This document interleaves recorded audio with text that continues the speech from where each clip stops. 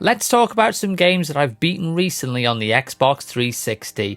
I've got 4 games to talk about today. I have tried to switch up the genres as much as I can. You may not notice it when I'm talking about the games that I'm talking about today, but I'm trying to switch up genres quite often when I'm playing games. This is to stop any kind of burnout, because if you play the same game time and time again, or the same type of game time and time again, you just get burnt out on video games and you don't want to play them, and nobody wants that.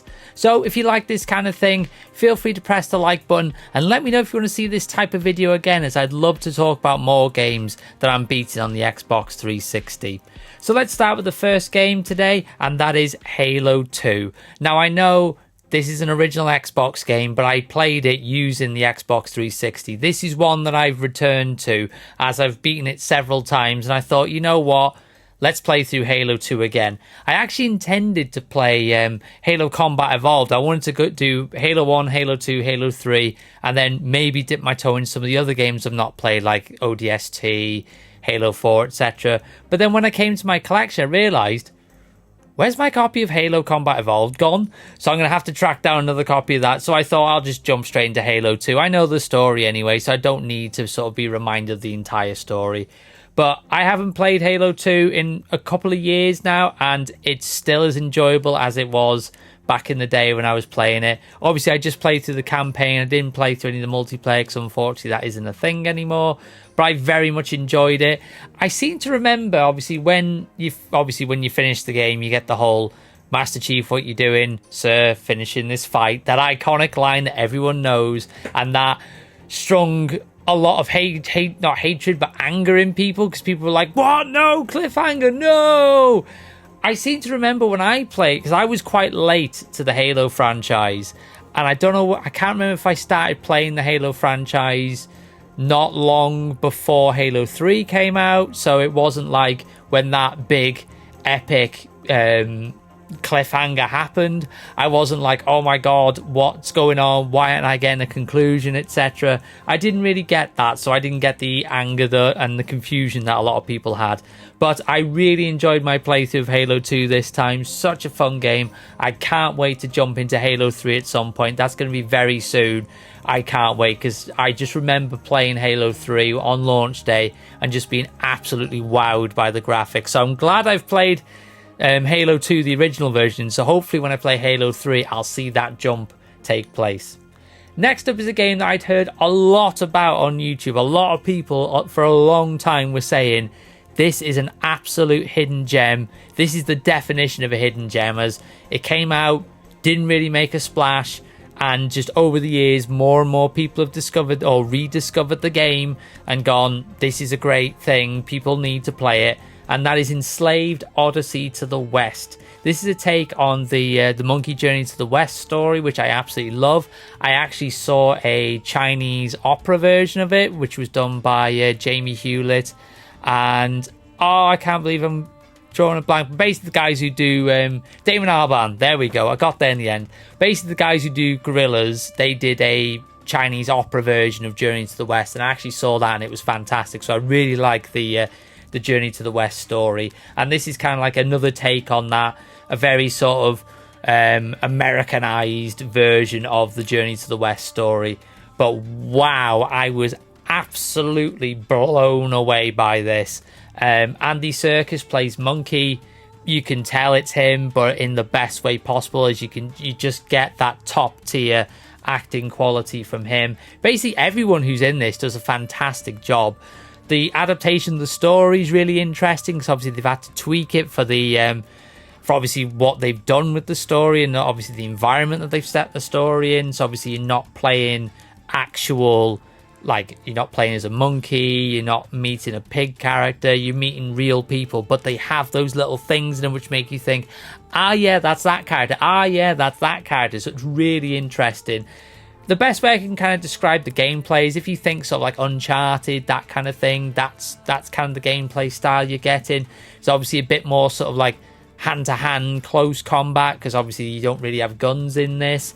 But I absolutely love the Uncharted games, so this ticked every single box for me. I will definitely be going back and playing some more of this. I want to play it again already, even though I only beat it not long ago, because I absolutely loved it. that much. This would be a great contender for a like a remaster at some point. It looks gorgeous anyway, but it would be great to see it so more people could enjoy it, because I'm not 100% sure if this is backwards compatible. Please let me know in the comments if I'm wrong. I'm not 100% sure if it's backwards compatible, but if it isn't, then a remaster would give more people a chance to enjoy that wonderful game. And it comes from the people from Ninja Theory, who did Hellblade. So if you love the way Hellblade is, and obviously like the motion capture that they use in that, it's all here. Another game that I'm returning to, and that is Transformers Devastation.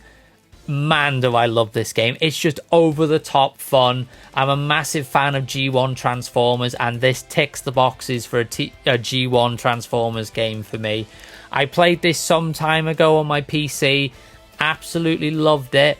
And then as I've started collecting for the 360 again, I knew I had to pick this up. I think I even played it on the PS4 back in the day, but obviously I've sold my PS4 incidentally, and I've sold all the games for it.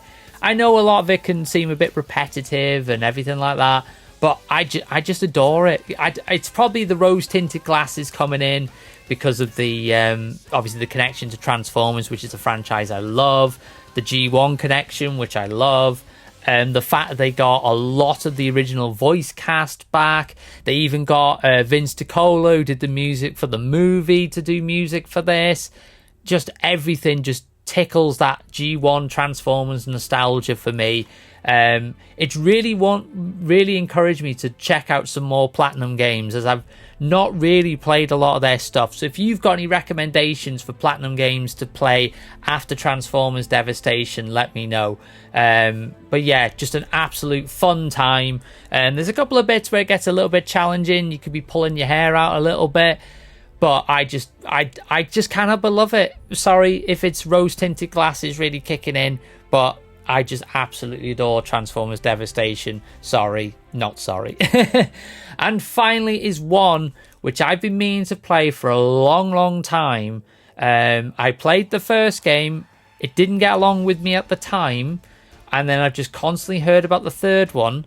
And if you've checked out a YouTube short I did a while ago, you'll know my opinion of this. But I thought I'd really wanted to talk about it again here. And I can talk about it in a little bit more detail because I've got a lot more time to talk today. And that is BioShock Infinite. Like I said, I played the first one back in the day, and for some reason it just didn't agree with me at the time, so I played it for a bit and I just dropped it. But then I realised I had a copy of Infinite on my shelf, so I thought, you know what? Now's the time to give it a go. And so many people over the years have said to me, you need to play BioShock Infinite. It's a great game. You'll really enjoy it. The BioShock series in general, you should give it a second try. So like I said, I knew it was time to check out Infinite. And just that moment where you go up into the sky and the clouds break and you see the floating city in front of you, I was in absolute awe. And again, even though I played it on an Xbox 360, it still looks incredible.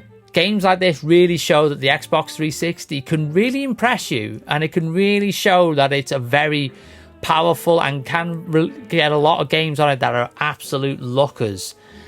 I absolutely adored this game. It was an incredible journey from start to finish. It had me gripped from the moment I got, like I said, from the moment I got to the floating city, and from the moment the game ended, I was just gripped. So many just jaw-dropping moments, big epic battles. There's just not enough praise that can be put on this game. It's one of those, I feel everyone should check it out at some point. And this is coming from someone who only a few weeks ago was not really interested in the BioShock franchise. Now I'm very much wanting to go back and play the first two games. Particularly the fact there was little picklings of, especially the first game, referenced in this. So I'd love to go back and play the first game so I can get those references even more.